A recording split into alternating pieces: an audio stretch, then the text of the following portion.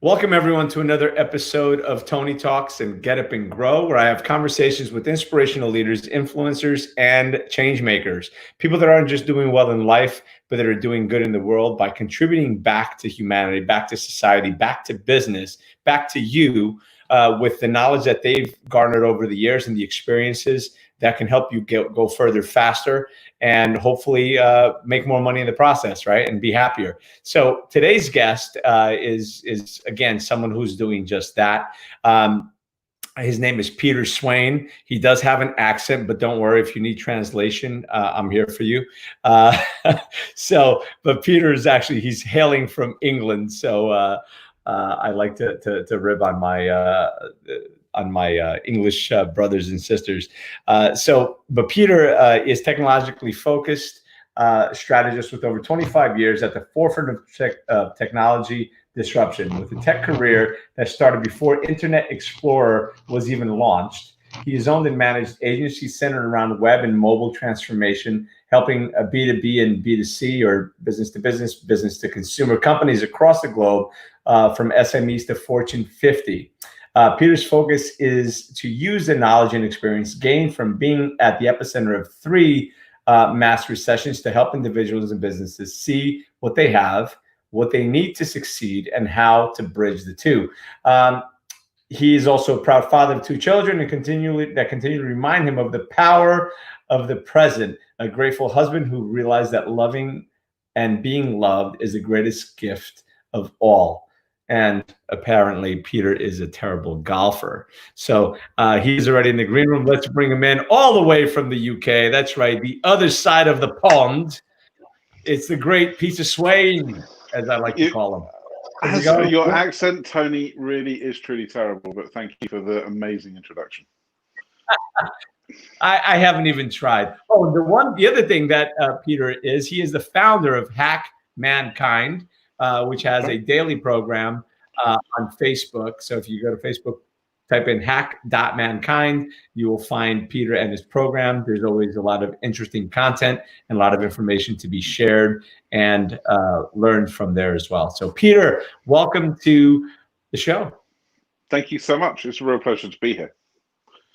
I've caught a few of them in amongst all the other programming we're doing, and it's always entertaining. So hopefully I can live up to the bill. Well, I'm sure you will. So tell us a little bit more. I mean, obviously you were one of the inventors of the internet. Oh, wait, no, that was no, never mind. No, but you were involved with the internet before Internet Explorer launched. So that's awesome. So I was a terrible student at school and was convinced that you couldn't teach me anything because I was ridiculously arrogant. So I left before I actually finished the equivalent of college, before I finished my A-levels, and went and got a job. And I've been programming since I was 6. IT and computers and tech had always been in my life. And I walked around the Internet World Show saying to everyone, you should give me a job. Right? I'm great, I'm wonderful, I'm amazing. And, stand after stand said, you don't have any qualifications, you don't have any experience, go away. So it didn't quite work out as I expected, which is I go to the first stand, they give me my dream job and everything's great. So I went and had a beer, I believe it was. And I went, okay, this isn't working, and it needs to work, because the internet to me, when I saw it as a 17-year-old kid, was like, this is the wheel, this is fire, this is electricity, this is the printing press, this is the next, this is a game changer. Everything changes. If anybody in the world can talk to anybody else anywhere, this whole thing changes so quickly. So I went to the last stand and spoke to a guy called Tom Bell and said, you should give me a job. And before you say no, I'm going to work for free. And I worked for free for 2 weeks to prove to you that I am who I say I am. The only thing I want from you is money for lunch and money for my bus fare. So I'm not out of pocket. Unfortunately for me, Tom gave me a job. So I was one of the first developers of the Yellow Pages, Yelp.com in the States, which was the first commercial website in the UK. It was the 32nd listing on Yahoo at the time. which was nothing more than just a set of links on a web page. That's all it was to begin with. I remember that. Alta Vista, all these kind of things. So it was right back then. And we made, it was a company called Inform. We made a great name for ourselves by doing that. We then were approached by Ziff Davis, one of the big publishing companies, about doing a website for them. And we went back and said, you don't want to do a website. That's crazy. You should do a CD on the front of the magazines, right? Because you review this software in this magazine that I buy for $4 every month, and then I've got to sit and wait on a crappy 28K modem for hours, days to actually download this thing. Right. And it falls over and it fails. Why not just give me the software that you just did the review for? So we did that. And then, that kind of launched everything. From there, I went to the Middle East. I ran my own web agency. I was the worst business plan in the world, Tony. I like look back on my previous self and want to like pat them on the head and give them a hug, because I'd never done it before. I said, I left school, I worked for myself. So somebody asked me to do a business plan. I'm like, oh, okay, what's a business plan? Now, please remember, the internet didn't really exist then. So it's not like go on Google, what's a business plan? So my sales plan, I actually named the 5 companies I was going to sell to. So, for people that don't know, business plan traditionally is, this vertical or this industry, this many sales at this price. But I actually said, I'm going to sell to the Crown Plaza Abu Dhabi. I'm going to sell to this. I'm going to sell to this. I sell to this. So when I went into the Crown Plaza in Abu Dhabi, the guy running it was a guy called Jihad Hassan. And I said, you're going to buy a website? And he said, no, I'm not. And I'm like, oh, shit, this isn't working. So I went back into Jihad's office 31 times in a row. Until he eventually said, what's it going to take for you to stop hassling me? And I said, well, just sign the damn contracts and I can go away and do what I want to do. So that was the tactic I used to get all my first 5 sales, which is just, I want this more than you want not to do this. And I think in both how I got my first job and how I did my first sales, it's the same thing. It's something that I think is such a useful thing. The person that wants it the most normally wins. With all other things being equal, the person that wants it the most wins. And so many people, and I think I've heard you talk about this as well, so many people are so bad with failure. And the analogy for me is always, and it works very well with parents, it doesn't land so well if you're not a parent, but you didn't teach your kids to walk. They taught themselves to walk. Your job was to reward the failure, not the success. Your job was when they finally stood up and fell over, you pick them up, you give them a hug, you give them a cookie, you tell them they're amazing. They weren't amazing, they sucked, right? The goal was to walk. They didn't walk. They stood up and fell down.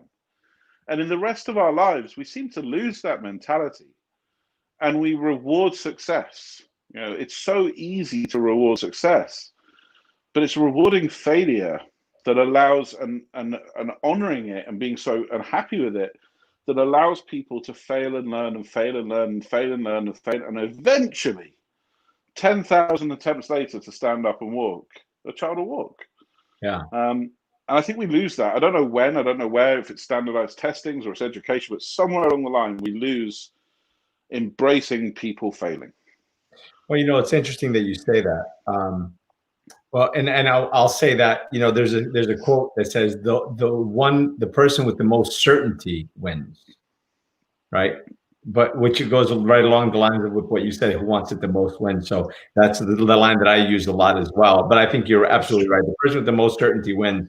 And sometimes people say yes just to have you stop asking, oddly enough. So that is probably not the premier sales tactic, but it certainly works in some cases. Yeah, I think there's a more finessed version. But, if all else fails. Yeah. Well, the 32nd time the cops are there waiting for you, right? That's true. In the Middle East, you can get away with stuff, but here it might be slightly different. Yeah. Or if it was in England, the bobbies would be waiting there for you, right? Or they are the bobby. I don't know who they are, but sure. So, it's funny because I was having this similar conversation with someone the other day. Actually, it was yesterday, and we were talking about critics, and I say that the people that criticize you and they'll say, look at him, look, he fell. That's the person that's never tried it. That's the person that's never failed. That's the person that's never fallen. Because the successful person, nobody will ever look at you trying and failing. The only ones that do that are those who are too afraid to try, or the ones that quit, or the ones that don't have the balls to go out and do it. Because the people that have succeeded and have failed and made the same mistakes will look at you and say, well, God damn it, look at him. He's freaking trying it and he's doing, look, I remember when I did that shit.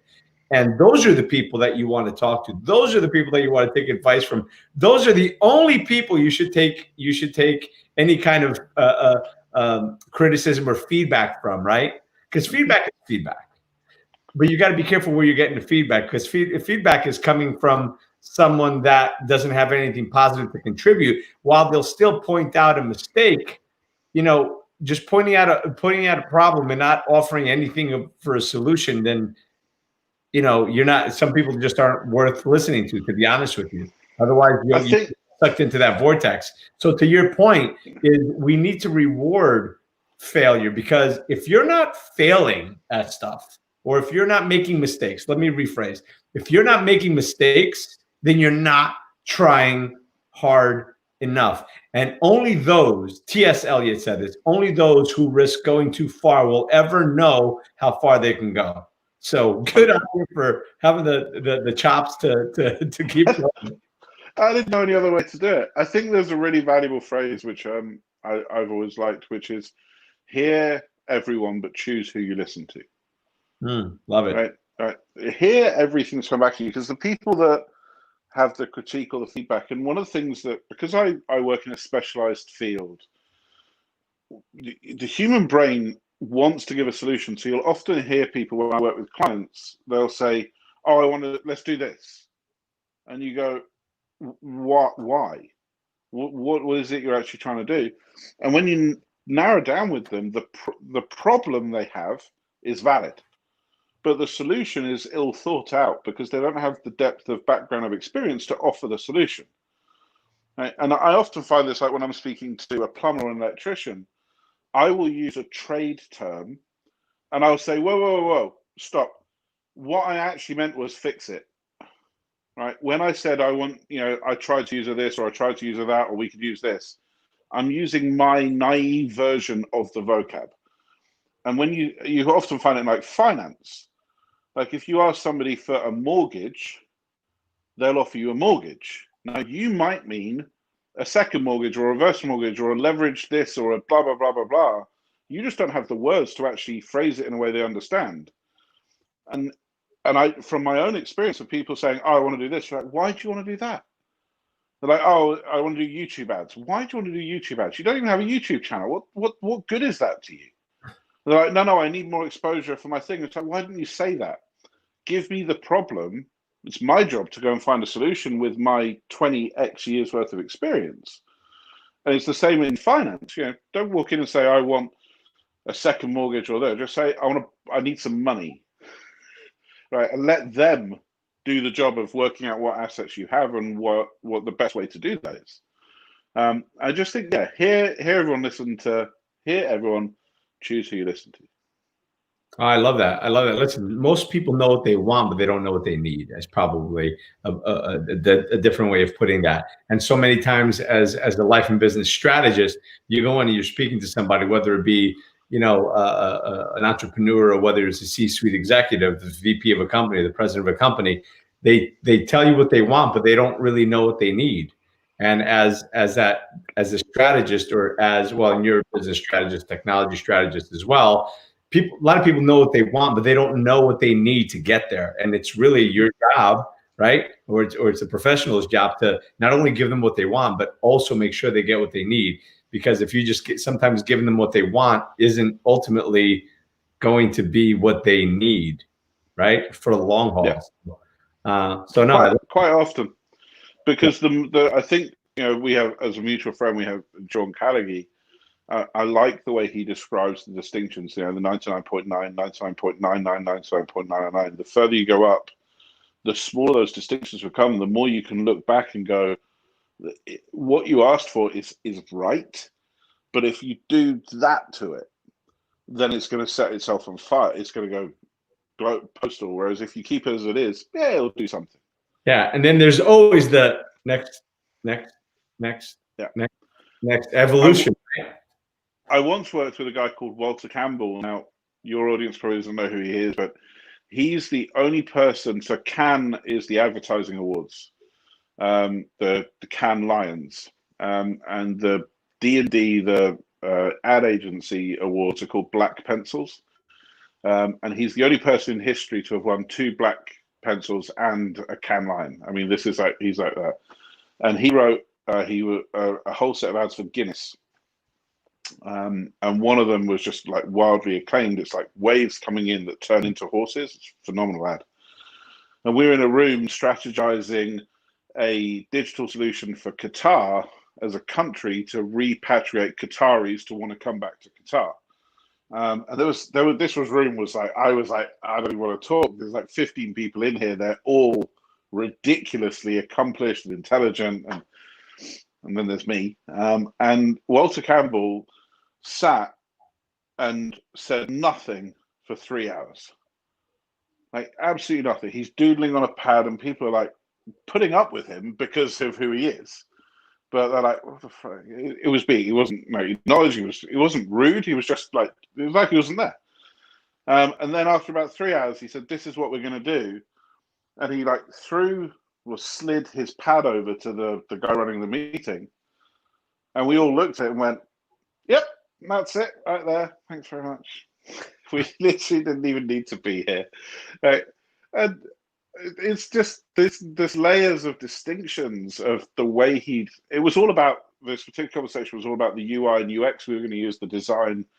And what he was doodling, he'd gone through like 30 pages of doodles whilst he'd been there, like just sketching out different ideas. And he came up with using like an arabesque mosaic of tiles. And as you rolled over the tiles, they would like flip next to what functionality was on offer. It was just mind-blowing watching this guy's mind at work. Like you want to like nail him to a floor and say, "Just tell me how you just did that, please." Yeah. Like absolutely phenomenal. But that was the one project that didn't go ahead that that was like the one that got away from me, because we were pitching, we were retained by the royal family to come up with this spec, and we were told there was no monetary limit on what we wanted to do. And the ideas that this think tank came up with were just like amazing. Like Qatar has the world's largest museum and there's nothing in it. They built like the world's largest museum and it's literally empty. So what we wanted to do was put like narrow beams of light coming from the ceiling down to empty plinths. So you'd have this illusion as you walked in of just pillars of light. And then there would be a QR code on the plinth, and you would take out your phone, and then you'd see in like an augmented reality, you'd see the object that was being exhibited, but there'd be nothing there. So as you walked in this room, you just see lots of people standing around these empty beams of light. And we also wanted to do, the most expensive part was we wanted to recreate the battle that gave Qatar its independence through augmented reality. So you'd literally go to a place in the desert and hold up your phone like that. And you would see like people coming at you through your phone, but when you put it down, there'd be nobody there. Trippy. It was like, yeah, it would be like it was like, I don't know, it was over $50 million because they're talking about like filming it with like Hollywood grade actors and unfortunately the reason it didn't go ahead is the guy that had to make the decision was the head of the audit commission for the country. And he said, "I love everything here. It's amazing. It achieves all of our goals, but we can't do it." It's like, what do you mean you can't do it? You just said it does everything you want it to do. And he's like, yeah. He's like, but I'm the head of the audit commission. If I break the budget rules as the head auditor, how can I ever, his exact words, how can I ever throw anyone in jail for breaking the rules? He said, how can I justify that everybody must keep within their budgets if I don't do the same? It's like, you could have said that like 3 weeks ago. Like we've been there. Didn't they say that the price was no object, basically? That's what they said, but that came from the emir, the king, and it was one of his brothers that had to then. So the king said, "Price is no object, go and make it happen." But the brother or the cousin, I don't know, he was a relative, I don't know the relation, was the person that had to actually sign it off. And he's like, no, I can't do it. But it would have been a phenomenal project. But even just the process, the 3 weeks or a month of going through it, working with people like Walter Campbell, we worked with the people that did the special effects for Harry Potter films. We worked directly with a couple of handset providers because we were going to actually buy hundreds of thousands of handsets as well as part of this.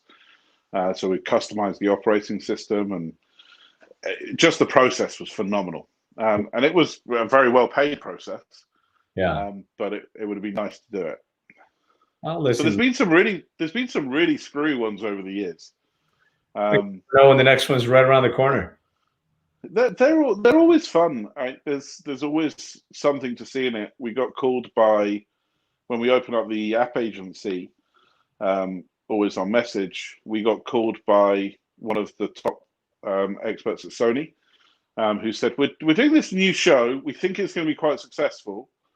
And like, okay. And they said, well, the premise is that it's a guy that is a high school chemistry teacher, and he becomes a drug baron. And I'm like, well, that sounds crap. That's not going to work. And they said, well, it's called Breaking Bad. It's a working title.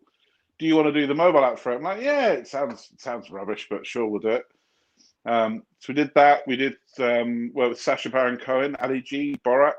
And again, being in the room with him as a creative process, that's trippy. I mean, he is just, you have to rein him back in. It's like, yeah, okay, he's like, no, I really want me swimming in a pink leotard in the goldfish bowl.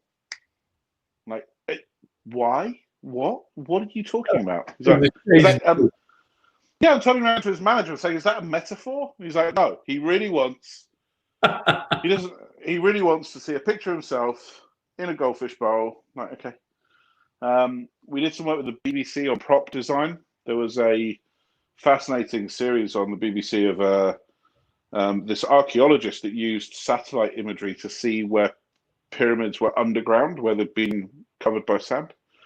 And the kind of, you can imagine the show, she's looking at it on an iPad and it's coming up on the screen.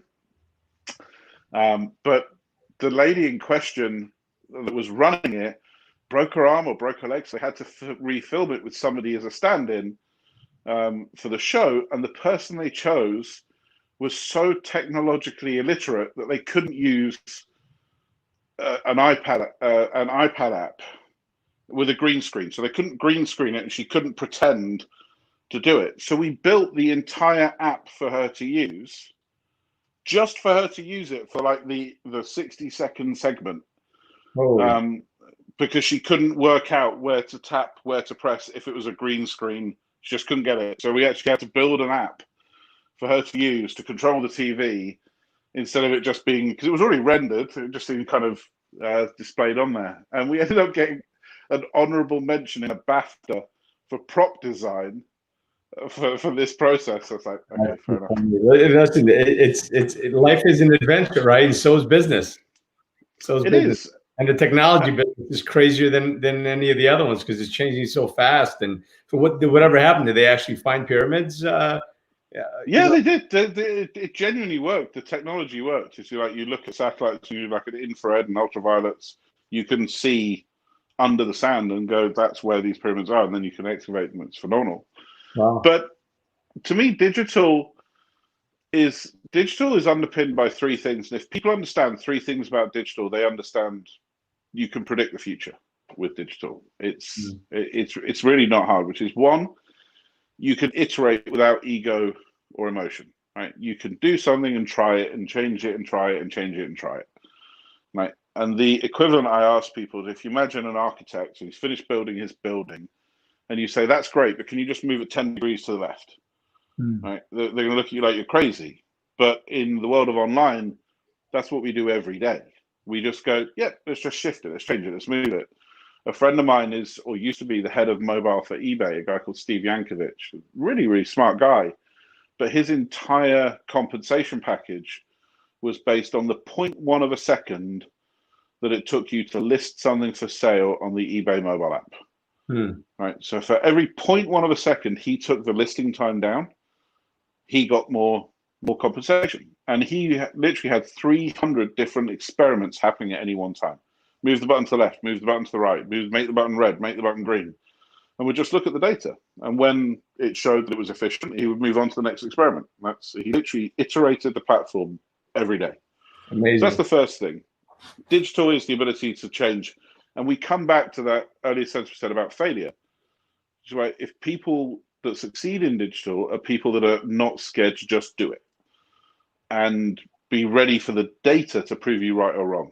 And whenever you see people new to digital, that's where it starts going wrong, because they want to get it right and they stop. And instead of just going, just get it done, right? And then let's let these 1,000 people out there tell us whether we were right or wrong. Yeah. They get caught in their own loop. That's the first one. Second one about digital is digital makes everything efficient. So inefficiencies are removed, which means new business models come about. So the first one gives us rapid evolution. This one gives us rapid revolution. So we can invent Netflix or Uber or whatever it might be, because we have no fixed overheads.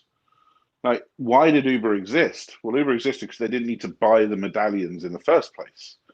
They didn't need to buy the garage. They didn't need to buy the taxis. Right? So the cost of their entry into a market is so much less than it is in the other world. But then the third one, and this is the one I always kind of preach to people more than anything else, is technology is about convenience, convenience, convenience, convenience, convenience. What's it about? You guessed it, convenience. Right? We say we're worried about, let's take privacy as an example. Equifax in the US got fined for all of those on this side of the pond. That's privacy. But go ahead. Sorry. It's still our language, right? We broke. Although it is said aluminum, it is spelt aluminum. You are right on that one. I'll give you that. But like Equifax in the US got busted for essentially compromising almost every single credit record in the whole of the US. Right. But they're still in business. They're still profitable. So how much do you really care about privacy? The Marriott Group got busted for shipping 200 million credit cards. But you didn't go, no, I'm not going to stay to Marriott anymore, because you don't really care. It's not your true concern. Facebook, $2.6 billion fine. Right? We don't really care. What we care about is convenience. And it's the reason that YouTube became so successful. At the time, TV manufacturers and Sony were extolling the virtue of Blu-ray and high-definition TV and ultra-high-definition TV. And out of nowhere, this platform comes about that's a crappy little 300-pixel video of a cat falling off a piano. And people are much more akin to watching that because it's instant, it's convenient, it's there. So technology is all about convenience. It's all about removing the interface. That's why these phones and these tablets that we have, it's so easy to predict what's coming next. Because if there's a point of inefficiency or something that isn't convenient, it will be removed. That's what's happening. The Alexa devices and the more voice-activated devices will be the predominant way of interacting with technology because they're just more convenient. And as they get better, as the wonderful world of Apple's one, which I won't say so it doesn't start chirping at me. Actually, when I say play this and it actually makes a cup of tea instead, because it's absolutely terrible at the moment. When they've got that solved, it's just going to become natural. Your behavior will change through to that. So they're the three things is when it comes to digital advice to people, just do it and look at the data and evolve what you do. Number one. Number two, if you think you're not adding value, someone's about to kill you, right? And technology does not, it's so agnostic. It will either take what you do and make you the king of the world, or it will take what you do and kill you in a day, right? And there is no middle ground. You either get on board or it will get rid of you. And it amazes me how many people don't see it. It's happening left and right. It's happening again to the taxis and the people that own the medallions that paid $1.5 million for the medallions and pay an exorbitant amount of fees, $50,000, $60,000, $80,000 a year to maintain that medallion. And, And so same thing, Uber now came in, Airbnb, same thing. They don't own one hotel room, but they're the biggest hotelier in the world, right? So technology is coming, and if you're either going to embrace it and learn to live with it and capitalize on it, or you're going to get run over by it. Yep, and it's the same for every single industry. It's when the RIAA sued Napster, the future was inevitable. Right? Napster had proven that people could download music, and you could listen to music that had been downloaded. And yes, it then takes Apple to come about in that particular instance and put a workable model around it that handles the regulation and the framework. And that's the iPod, and then here we are, and Netflix and Spotify and all that wonderful stuff. But like Netflix, when I used to speak to people in the Motion Picture Association, they're like, that stuff with Napster, that'll never happen to us. So are you batshit crazy, right? The consumption of content just happens to be music. The consumption of content has now just gone fully digital to the stage where most artists don't even produce an album anymore because it's just not, there's no place for it. And yet you're going to stand here and say that the consumption of video content will never be changed. I had a bet with a friend of mine that I'm starting to look like I was going to win 3 years ago. I bet him that within 10 years, we would see a film with Arnold Schwarzenegger in it, where Arnold Schwarzenegger never went on set. Because why would you, if you get the tech well enough done that you can render his face and his likeness, then he can be in 8 places at the same time. So he can charge you 8 times as much money. Now, if they can do that, what will happen next, the eventual end game of that, is that you'll watch a film with a star that never even existed. Why would the studio pay Arnold Schwarzenegger 30 million if they can just invent James Bob, right? And literally just invent the star. Yeah. Now, and you're going to say, yeah, but that's just not as good. And I'm going to say, yeah, but they're going to save 60 million, so they're going to make you believe it is. Yeah, and then at some point it will be just as good because they don't need 73 takes, and they don't need a whole production team and who wants to have their hair washed with Evian water and and all that other nonsense that comes with the movie star. So yeah, listen, innovation is everything. When you're saying that, it reminded me of a story that I heard that Henry Ford first went to when they were designing the first trucks. They went to the railroad monopolies, or barons, and said, "Hey, listen, if to transport things, here are these trucks. This is a design for a truck, and there says we're not in the car business. We're in the railroad business." They didn't realize that they were actually in the transportation business.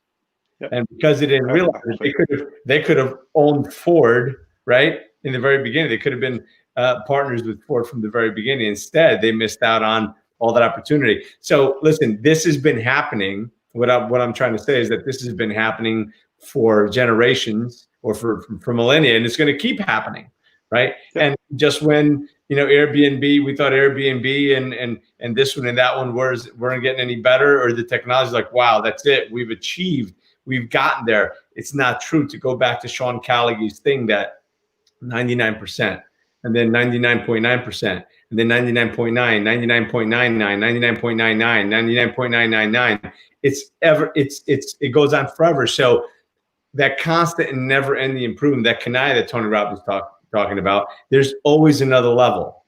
There's always another level. Doesn't matter what. That's why they say that the top 20% have 80% of the money. The top 20% of the salespeople make 80% of the money. All of that. But then the top 80% of those 20%, right? And then the top 80% of those 20%, and the top. So that the number becomes infinitesimally smaller. But the value creation and the wealth just explodes as that fraction gets smaller and smaller because the impact that's made. And I think that's what all these companies are doing. That's what technology is allowing companies to do, to create. And we just all have to remember that we have to keep innovating. We have to keep, it's marketing, business is marketing and innovation, right? So, and you're the tech guy. So what's next on the horizon? What are you working on? What are you excited about?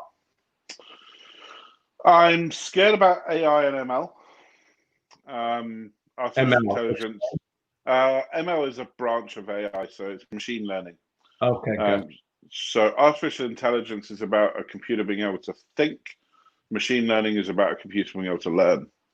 Arnold Schwarzenegger, you said it. This is the first set of technology I've ever seen. All technology up until now has been about how to help you do what you want to do better, quicker, faster. This next set of technology is about how can we do it instead of you. And that worries me. I'm not claiming we're going to have evil overlords, but the disruption that comes if we have driverless trucks, for example. And people say, yeah, we'll just retrain people. With all the love in the world to truck drivers, I couldn't do what you do, but I also couldn't retrain all of you to be web developers. Yeah. So this argument of we can just retrain people, I just go, really? That many people at once? Because it's not going to be, oh, we have one driverless truck. It's going to be DHL go to Morgan Stanley, get a loan for $2 billion, and put a piece of kit in each truck, and suddenly every DHL truck is a driverless truck. It's just going to, when it lands, it's going to land big and quick.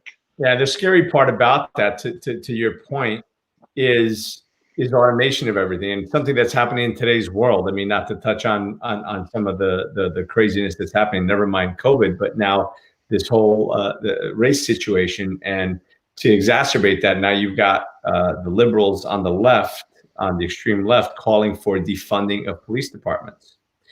Now, and I bring that up only because the next report that I read is how the DOJ has sent out 40,000 drones to a lot of the big cities and everything else. So what are they looking to do? They're looking to start policing with robotics and artificial intelligence. Now, one of the things that I've said on some of these shows that I've been having, where we've been discussing some of these super important things, is that, the police officers are human as well.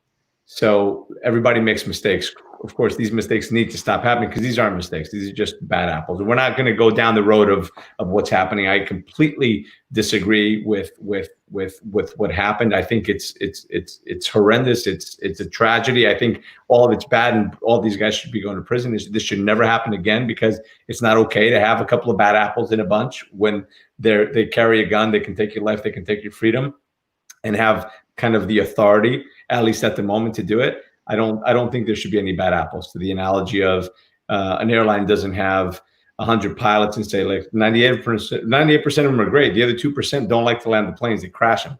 Unacceptable, right? Same thing with that. So, but they're kind of people are starting to use that to say defund police departments. Like, what are you going to do? That's going to be free reign for, what's next? The Joker is going to take over Gotham City. I mean, what's going to happen next, right? So that can't happen. But it's, interestingly enough, the one thing that I've been saying is that, people do make mistakes, and they're human, and they're scared, and maybe they're approaching a situation, they're scared. So they're not machines, they're not robots, has been the language that I've been using, in defense of them, because I know hundreds of police officers. Seriously, I know hundreds of them. And many of them are dear friends of mine. So not every cop is a bad cop. The large majority of police officers are good people that really care about the community and everything else, but they're still human. So people do make mistakes. But, like I said, in that vein, the one thing that then the next article, I swear, I'm having this conversation, the next article I hear is that the DOJ sent out 40,000 drones to large cities so they can start using that to police.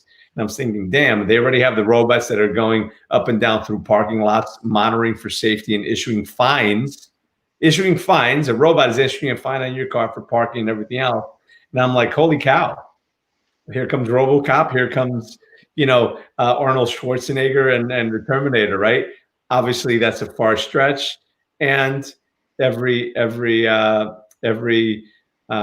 future movie has at some point or another has some version of twisted reality that comes together, right? So it's interesting and it's fascinating. And you're right, it's great, and it's going to help save a lot of lives. It's going to help a lot of people that need the help, and it's scary as shit at the same time because of the potential of the misuse of that power.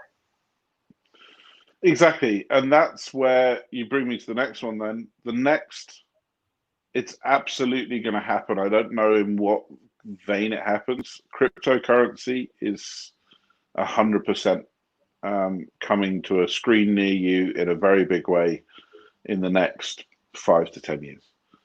I mean, China are already doing experiments at a city-wide level of removing paper currency because it makes sense. And the reason it makes sense, just so everybody kind of, I'm getting into my more hack mankind side of things now, and I put that hat on, is data is power, right? So if you hold data, you have power. And that's what Facebook showed us and various different places, and the DOJ says, if they have the data, they have the power.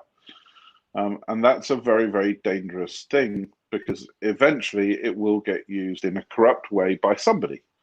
You know, it's statistically fact that if you have large companies with large data, eventually that data will get lost, or it'll get abused, or it'll get sold, just statistically speaking. Whereas if you can have a direct relationship between two people, so the example I always use is selling a car. So in the UK, if I sell my car, I get what's called a V45, which is a piece of paper, which is my vehicle registration. And at the bottom of my V45 are two pieces that I tear off. One of them I keep, one of them I send to the DVLA, the Driving Vehicle License Association, and I give you the V45 without those two bits on the back. And I attach a check to the one I send to the DVLA, and they will then issue the new guy a piece of paper. Now, all that had to happen because you and me, in this context, don't trust each other.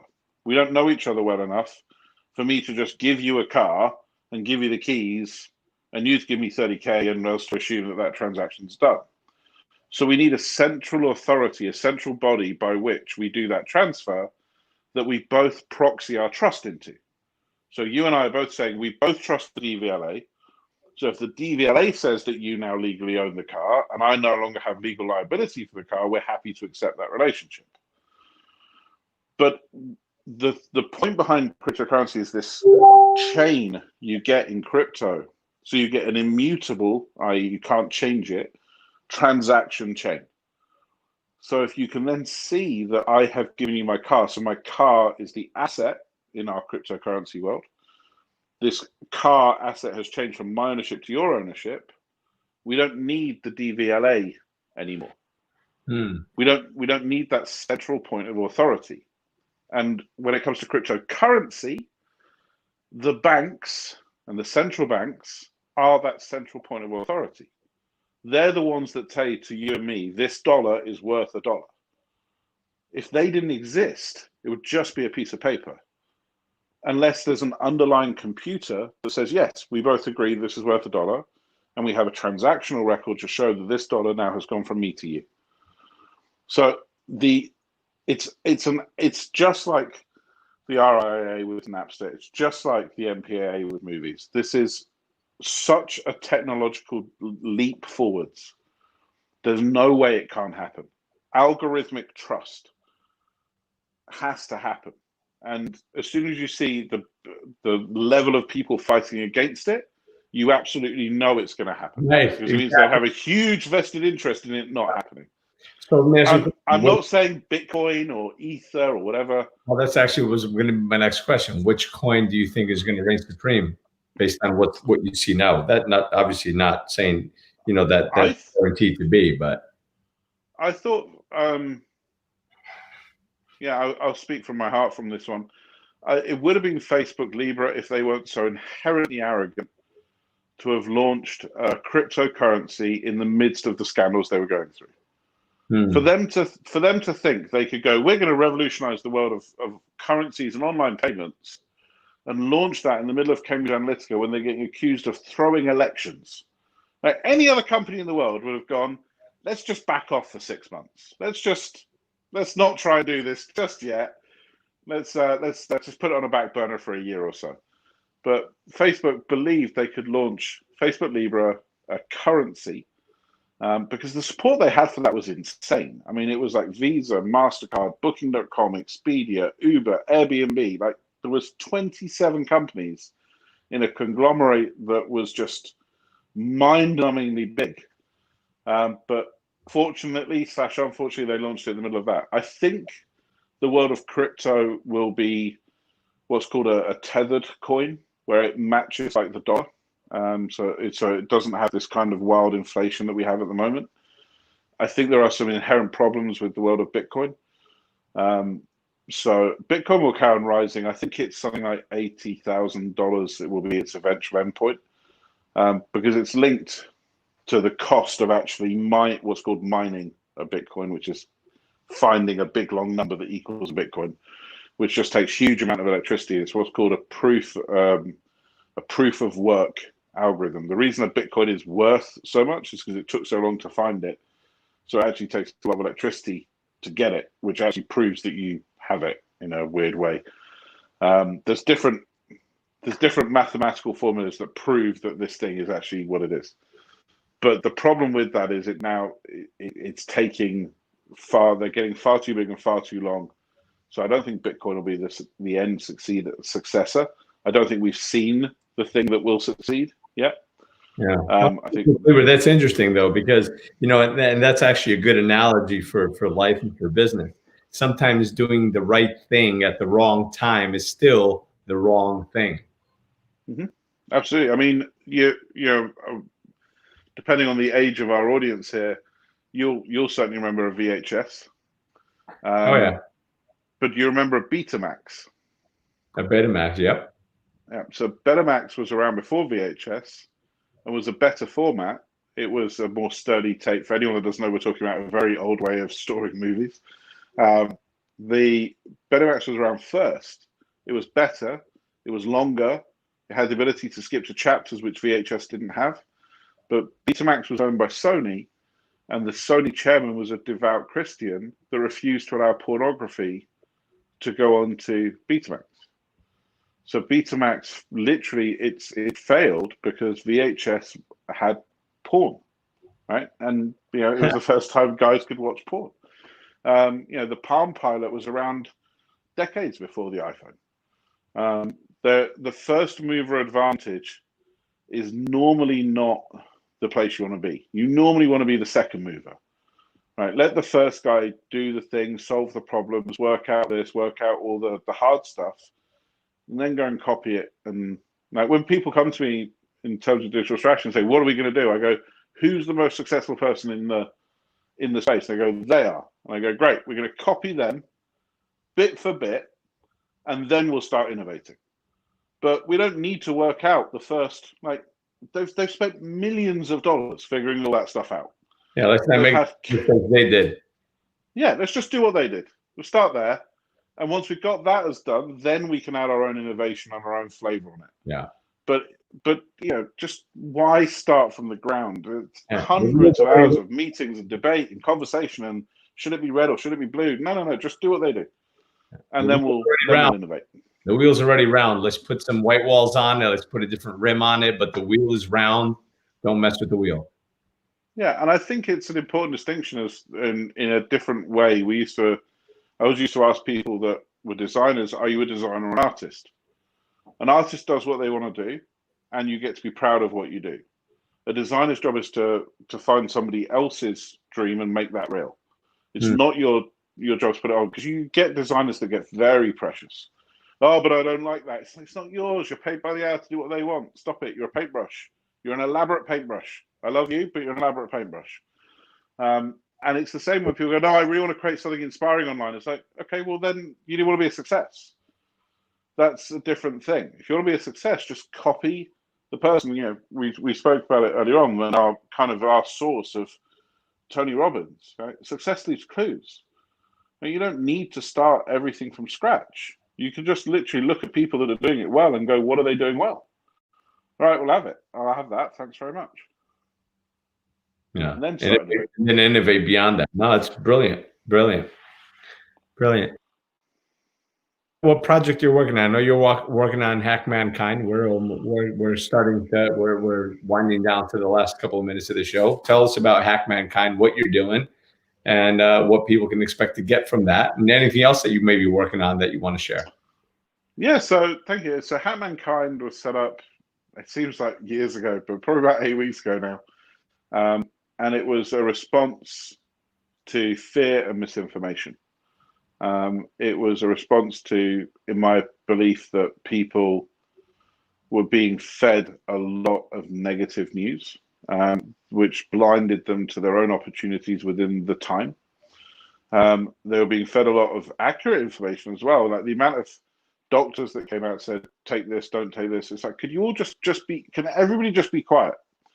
Because if we can get people in a healthier state, for something that if you can catch this, it isn't, if you can catch this for 14 days without symptoms, when other people don't have symptoms, it means chances are you're going to catch it. So why not be as healthy as possible when that happens? And I was scared that the world would devolve into of civil unrest. You know, I said 8 weeks ago, sadly, that something like we're seeing at the moment was going to happen. Because with people in lockdown, with people in quarantine, people are getting pissed off. People are getting angry. And they need, yeah. And it needed something to materialize and galvanize around. And I'm not, denigrating what it was, because it absolutely is valid and it needs to be discussed. And I understand why people are angry about it. But it was sitting there waiting to happen. And as much as I'm glad people are angry, because I think we might actually make a change, the fact that the NFL, for example, have come out and said we were wrong about Colin Kaepernick, and yes, if people want to protest in a respectful way, then that's okay. Like I never thought I would see the NFL back down on anything, and for the change to have got that far is quite amazing. So I think that I'm quite happy that people are this angry. I say that with, I hope nobody gets hurt. There's a massive difference between damaging property and damaging people, in my opinion.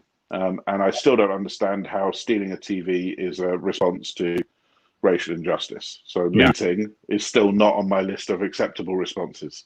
No, that's just stealing shit.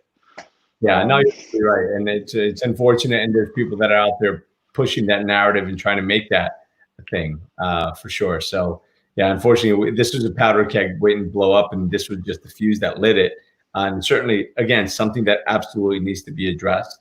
But there's a lot of powers at play here. Let's just say that, as to what's happening and how it's happening. Yeah, I hope I don't see the next thing. I hope my next couple of predictions are wrong. Funny that you were talking about, the doctors coming out. Like just literally before I got in this call, I saw a message how the World Health Organization, the WHO, talks about how there's studies that say that, or they're saying that people that are asymptomatic have a very low risk of spreading the virus. Well, damn it, put your shit together before you put articles out, because you're contradicting yourself every other day, and then you wonder why people are getting pissed off and they're mistrusting the WHO. And for what it's worth, the World Health Organization is influenced by so many big pharma and so many people of special interest that I really don't know that we should be paying attention to them anymore. Not to go political, but I don't disagree with what this president's done, because they're getting it wrong, and somebody's swaying these articles to come one way or another, these stories to come one way or another. And unfortunately, we're just, what is it? Clowns to the left of me, jokers to the right. Here I am, stuck in the middle with you. It is a crazy world and a crazy time, and a lot of the big powers in play are. I'm not sure where I sit on your president. I'm not sure where I sit on the WHO, but I certainly know that everybody has an agenda. And if you want to find truth, and that's really what Hack Mankind was about. If you want to find truth, it's inside you. And the world of consumerism and capitalism that you were playing into, we all were, is not the real world. You have been programmed And it's kind of like this, there's the kind of step of, if you believe this, then this, if you believe this, then this. One, your brain is a supercomputer, but it's also incredibly easy to program. Right? The whole self-development world is based on the fact that you can program your brain to do certain things in certain ways more efficiently. Right. If you accept that, then you also accept that it can be programmed by other people. That's number two. Number three, if it can be programmed by other people, then if you get people with PhDs in marketing and psychology in a room, they'll be able to program your brain. So you receive on average in the United States of America between 3,500 and 10,000 marketing messages every single day. And every single one of those messages is essentially saying the same thing, which is buy me, feel better. Okay. Buy me, feel better. Buy me, feel better. And I think the reason that I said that we would end up with civil unrest is because when those messages have been stripped away, when we go into a lockdown and quarantine and it becomes politically incorrect to advertise the latest thing of Coke or because it wouldn't be seen as sympathetic, those messages are removed. And what you're left with is your real life. You're left with what relationship do you truly have with your children? What relationship do you truly have with your wife? What relationship do you truly have with your brother? And I think a lot of people have looked at their life and go, this sucks. This is not, when you strip away the second car and the iPhone and this and that and and the NFL and the NBA and you get rid of all of it. And you're left with what actually matters, you, your family, your connections, love, relationships. I think a lot of people took stock and went, I don't like the life I actually have. Please let me get back on the world of consumerism and capitalism, and please let me go back to the Amazon Prime buy now, because I preferred that world. Yeah, give me back the blue pill. I want to take the blue pill, not the red pill. And you just can't anymore. That's it. You know who you are. You know what your life you summed up. Well, that's exactly what they told Keanu Reeves. Was it Nemo? Not Nemo. But he got offered the ability to take the other pill and would forget. Right. I can't. Once you take, he was told that. But once you take the red pill, there's no going back. There's no going back. Yeah. But we didn't get offered the choice. We just got force-fed the red pill. And I truly hope, in the most peaceful way possible, the anger that we have seen over, I am going to say it the way I feel it, the murder of George Floyd, and a system that sat above it. And I totally agree with you, Tony. I know some amazing policemen as well. Anybody that puts themselves in harm's way for society deserves respect. Not anybody, the 99.9%. The fact that there wasn't an arrest warrant issued straight away is what the problem is. If I was to send a video of you kneeling on someone's neck until they died to the police, you'd be arrested in about 30 minutes' time. Exactly. Right? And an arrest is not a charge. I'm not saying charge them. Due process, I believe in. I lived in the Middle East. I lived in a world that believed in guilty till proven innocent, and I don't want to go there. Everybody deserves a trial. Everybody deserves a fair investigation. Even with that video, they still deserve a fair trial and an investigative process. But you still arrest the guy, right? So all of this stuff all leads back to people were blinded by. We used to sign petitions of outrage that Netflix wasn't available in 4K. I mean, that's, if you look back at like the problems of November and December of last year. Oh, I can't get this type of toy for my kid. Petitions because they don't have HBO in prisons. All that's gone now, right? Now we have real problems. And let's stay focused on them. Let's stay focused on racial inequality. Let's stay focused on gender inequality. Let's stay focused on the environment. Let's try and keep dolphins swimming in seas, and let's try and make it so we still see the Himalayas when we finished all this.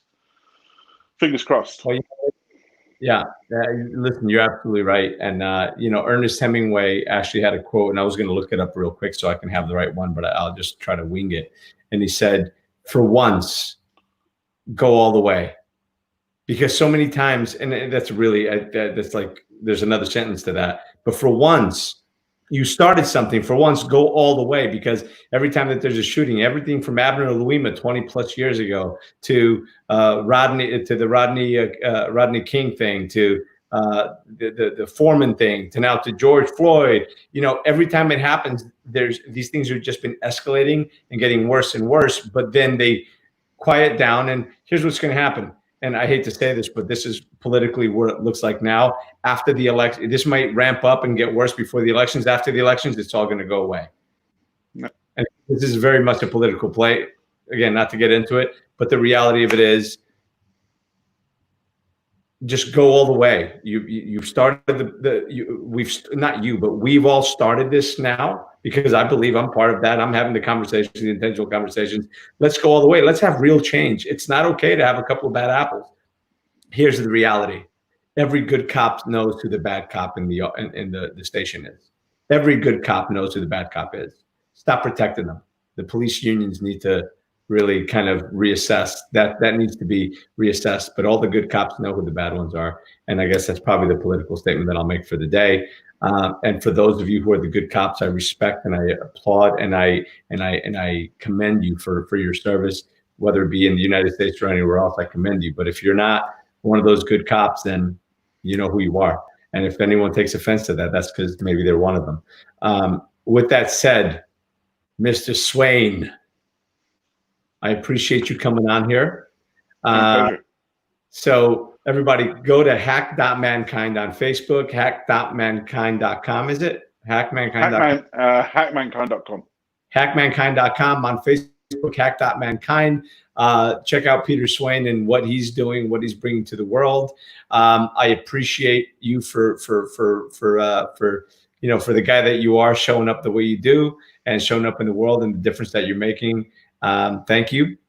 And with that, my friends, I appreciate you all for watching. Thank you for sharing this. If this resonates with you, by all means, hit like and share this out.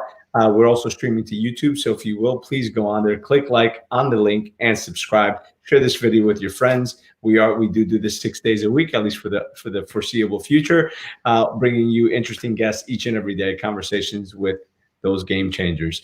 And remember, my friends, that life is not about how many times you fall. It's about figuring out and learning how to get up after every fall, and knowing that it's in falling that we learn, and it's in getting up that we grow. And every single time we fall, we have the opportunity to get up and grow we must. Appreciate all of you. And as I've been ending these pretty much all the time because of the unrest and what's happening in the world, I'm sorry.